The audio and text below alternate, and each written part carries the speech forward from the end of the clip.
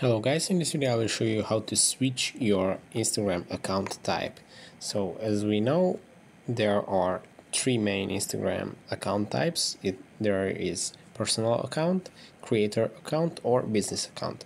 So to choose between these account types, you have to go to your settings, then scroll to the account menu, and when you scroll all the way down to the bottom of the list, then you will see switch account type, and here will appear the other two types besides the one that you are using currently. So right now I have business account, so I have an option to switch to personal account or creator account by tapping on this any of these ones.